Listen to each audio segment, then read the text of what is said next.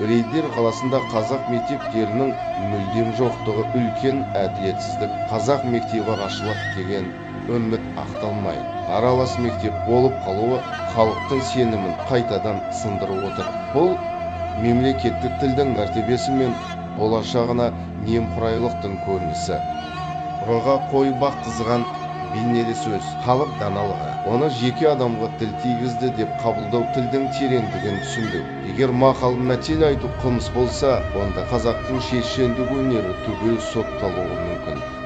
Миллион теңгелік айыппұл қарапайым адамға ауыр соққы. Мұның астарында басқалар үндемесін, халық сөйлемесін деген саяси емеурін бар сияқты. Бұл жағдай ертеңгі күні жастардың ойын ашық айтуға, ұлттық сөз өнерін қолдануға қорқыныш тудыруы мүмкін.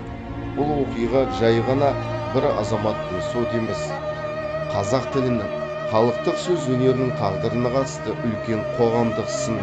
Егер халық өз ойын мақал мәтелмен жеткізе алмаса, онда ұлттық болмысымыздың өзі қудалауға түскен болмай ма?